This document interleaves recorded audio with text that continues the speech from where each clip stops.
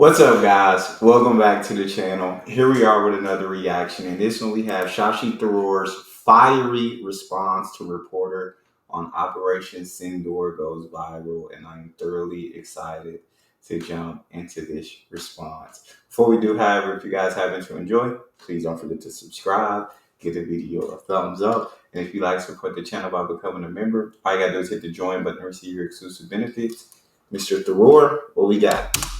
Let me open it up now to members of the council. Remember, we're on the record, and if you could state your name and your affiliation and ask your question. Nelson.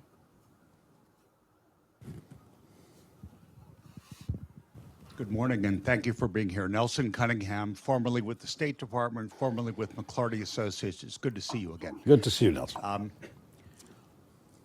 Immediately after the first attack by the terrorists, the United States signaled that, well, that was somebody else's set of issues, we'd stay out of it. Yeah. And within, I think, about 24 hours, the U.S. was, in fact, in trying to mediate. And the vice president was both the one who said, no, it's not our issue, and also the one who came in and weighed in. Is it helpful from the Indian perspective, from the other country perspective, is it helpful to have the United States available as a mediator, as a broker, as a India don't need transmitter of that. signals, or should we just stay the heck out of it and let the rest of the world sort things out? I would never presume to tell the U.S. to Yeah. stay the heck out of anything it wants to get involved in, but mediation is not a term that we are particularly willing to entertain. I'll tell you why, Nelson. I mean, the fact is that Don't. The way he worded the question was like it was kind of black and white. Like, should the U.S. be involved in the rest of the world problems or just worry about themselves? And that's kind of black and white because, in a sense, when it came to Pakistan and India, they didn't need the U.S. to intervene, to mediate any of that. They figured it out, right? But when it comes to certain other issues around the world, the U.S., right? I mean, you allied with so many countries, so the U.S. should get involved in certain things. Maybe wait for a country to ask for help. Maybe that. Maybe wait for a country to ask for some help, and then dang. But then again, I don't know. It's hard. Getting involved or staying in your business. There's pros and cons to both. Tell me what y'all think. Tell me what y'all think in the comment section. I want to hear what Mr. Thor got to say. this implies, even when you say things like broker or whatever, you're implying an equivalence which simply doesn't exist. There is no equivalence between terrorists and their victims. There is no equivalence between a country that provides safe haven to terrorism and a country that's a flourishing multi-party democracy that's trying to get on with its business. There is no equivalence between a state that is a status quo power that just wants to be left alone by its neighbors where the neighbors don't agree with us, and a revisionist power that wants to upset the geopolitical arrangements that have existed for the last 3/4 of a century. There is no equivalence possible in these cases. And in these circumstances, to suggest that you can mediate between two unequals is not possible. Dang. I ain't never thought about it. Like, never in my life have I thought about it in that term. Right? When you talk about mediation and brokering between two parties, you can't, he said, you can't do that if it's two unequals. Right? He said terrorists and victims, that's not equal. So when it comes to mediation, there is no mediation to be had there because it is not equal. What they've done is much more disrespectful and needs to be responded to accordingly. And after India did Operation Sindoor, responded accordingly, Pakistan got the message, hey, we ain't got the power to mess with India. We better leave them alone. And I think what did they sign a treaty for a certain number of days or something like that. I'm not completely sure. A ceasefire. And then Trump tried to take credit for it, and India's like, no, like this was between us and Pakistan. There was no other parties involved. And then I also think it's crazy in the beginning how he's like the vice president of the country says he This isn't anything for us to get involved in. 24 hours later, now this is something for us to get involved. The contradiction is crazy. That fast too is crazy. And was it useful and helpful? I'm guessing to some degree, Nelson, that the American role would have been, first of all, to keep themselves informed with conversations with both sides. And certainly my government received a number of calls at high levels from the US government, and we appreciated their concern and their interest. At the same time, they must have been making similar calls at the highest levels to the Pakistan side. And Preach. our assumption is that's where, because that's the side that needed persuading to stop this process, that may well have been where their messages really had the greatest effect. But that's guesswork on my part. I don't know what they said to the Pakistanis. Okay. Dov? It's good to see you again, Dov Zach. Okay, so he's saying when they say he's saying they make it like help persuade, but I don't think I think after Operation Sindoor, to me, I don't think Pakistan needed persuading to stop that. But that's just because if I'm one of the leaders in the country, right, and I shoot all these missiles or send all these drones or whatever to attack, and don't none of them hit their targets, don't none of them do no damage. Yet, when they try to attack us, almost every single one of their missiles or whatever hits their targets. I'm quickly going to realize, why in the world did I get myself in a fight with a country that I know I have no chance of defeating? You must have wanted somebody to come to your aid. And so when the U.S. made them calls to persuade you, I'm sure, okay, yeah, we'll stop. You didn't need no persuasion. Operation Sindoor was persuasion enough.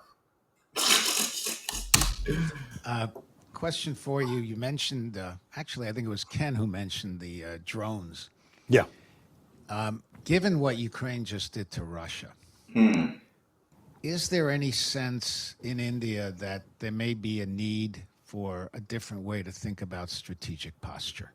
Sir, again, as I said, these are things the military is thinking about. I mean, all I can say is that the world of warfare has been changing dramatically since the beginning of the Ukraine conflict. Agreed. And increasingly, the use of drones, for example, it's striking that neither country actually crossed over into the other's airspace at any stage of these 4 days. Everything is being done from a distance now. Drones, missiles, technologies have moved quite significantly. Yeah. What was old-fashioned and awful and tragic was the indiscriminate Pakistani artillery shelling, which should never have been done in the manner it was. I mean, but you can understand why. We hit terror bases. There are no terror bases in India to hit. There are no terrorist organizations in India listed in the UN or the State Department anywhere else. So what do you hit? You hit civilians. You hit innocent people. That is the asymmetry of this particular conflict. We have tried not just... Agreed. We hit terror bases. You hit citizens. We are not the same.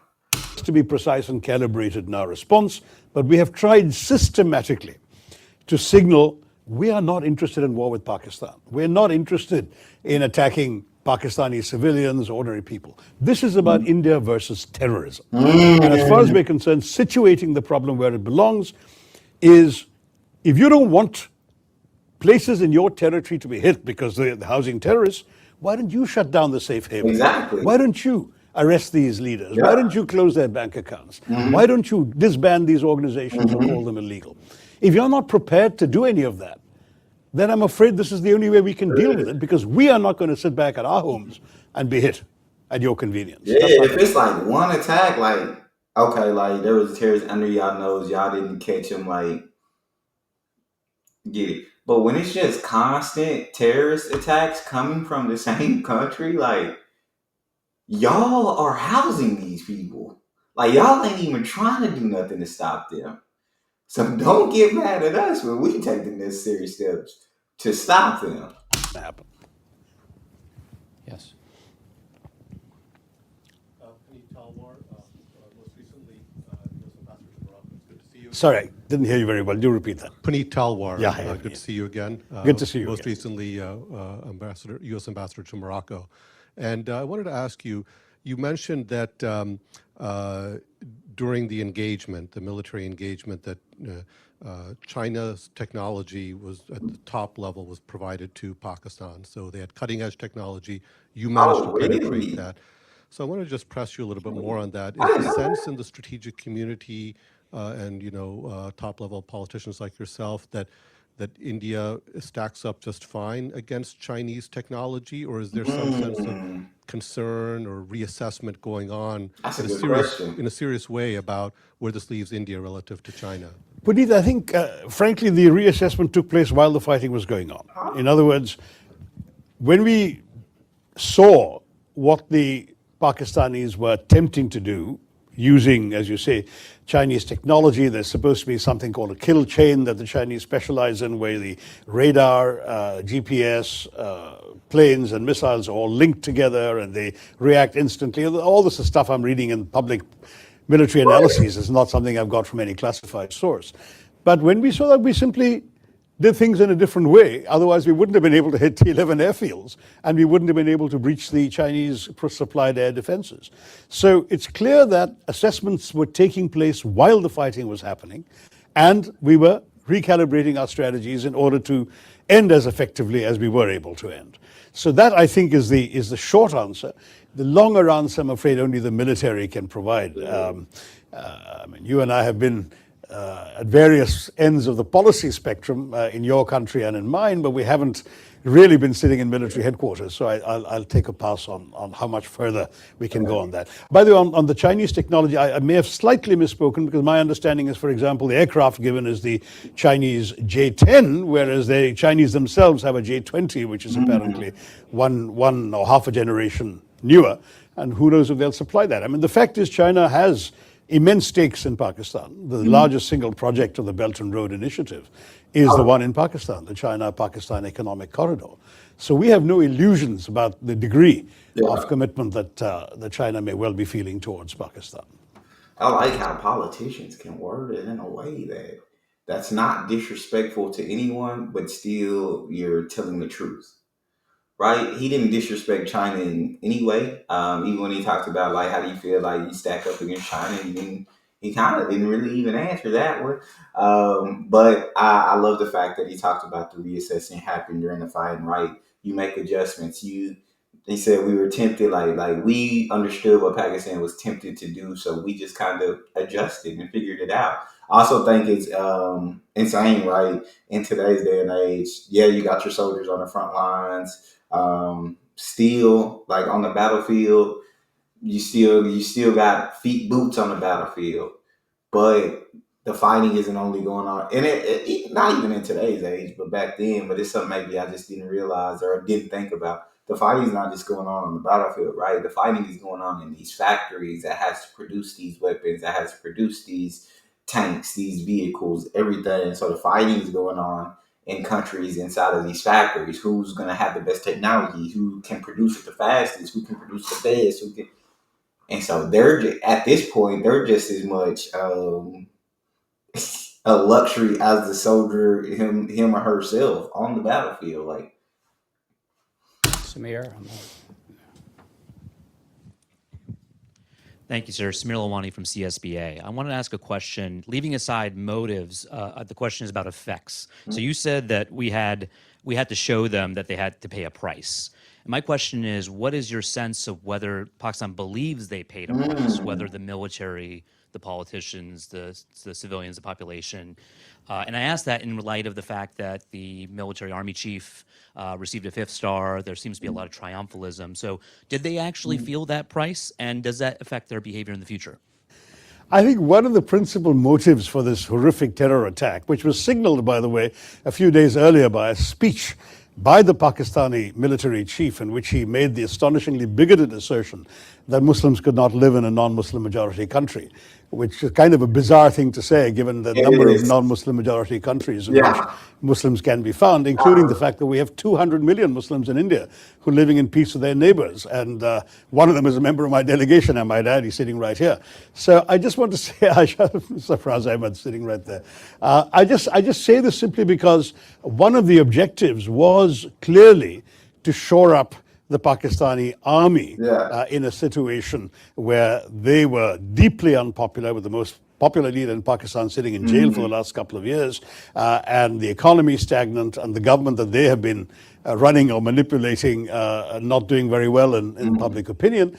And clearly, whatever happened in the conflict that was bound to ensue after the terrorist strike, they were going to declare victory for the army. So there was a lot of chuckling in Delhi when the failed general became a field marshal. But I mean, that's the sort of thing that by promoting himself, as you said, to that extra star, because that was definitely going to be the army's gain from this fight with India. They wanted, once again, to show themselves as the savior of the nation in the face of attacks by a bigger power.